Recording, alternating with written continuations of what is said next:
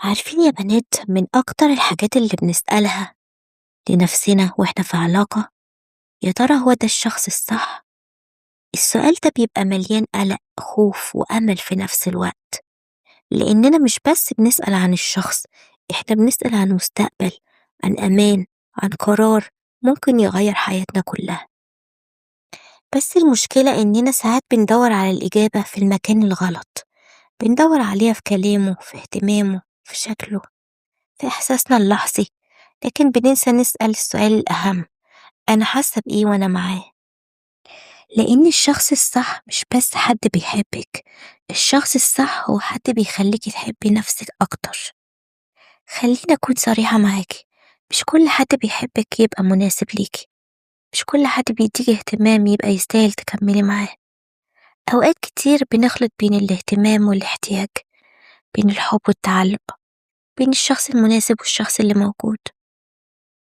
الشخص المناسب ليكي بجد مش هيخليكي محتارة طول الوقت، مش هيخليكي قاعدة تحللي كل كلمة قالها أو تستني منه اهتمام يطمنك.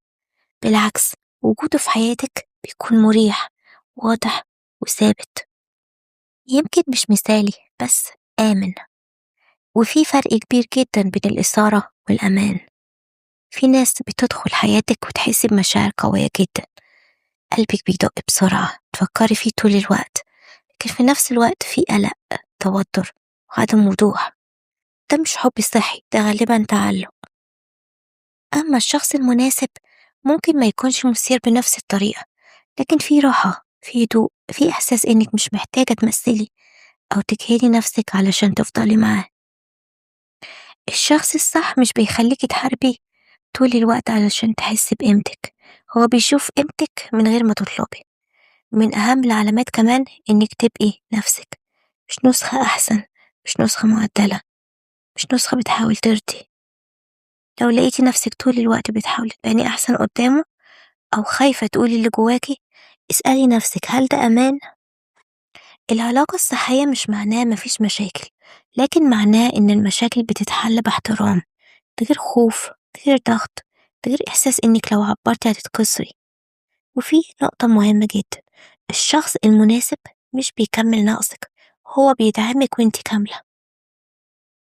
كتير مننا بيدخل علاقات وهو حاسس بفراغ، فبيتمسك بأي حد يملى الفراغ ده، لكن الحقيقة إن العلاقة الصح بتيجي لما تبقي واقفة على رجلك، مش مستنية حد ينقذك.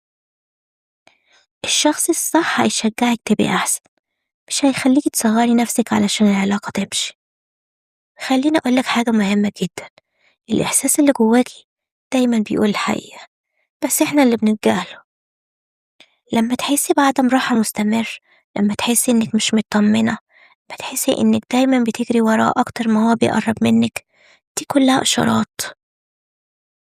الشخص المناسب مش بيرفكت، لكنه consistent، مش مثالي لكنه واضح، مش بيقول كلام حلو بس، لكنه بيعمل أفعال تطمنك. وفي الآخر السؤال مش هو مناسب ولا لأ، السؤال الحقيقي: هل أنا مرتاحة وأنا معاه؟ هل أنا شايفة نفسي معاه؟ لو الإجابة كملي، لو الإجابة لأ، حتى لو بتحبيه فكري تاني. لأن الحب لوحده مش كفاية، لكن الأمان، الاحترام والراحة دول هما الأساس. اكتبولي في الكومنتات ايه الصفة اللي بتدوري عليها في شريك حياتك. ولو عجبكم الفيديو متنسوش تعملوا لايك وشير علشان يوصلكوا كل جديد. بحبكم.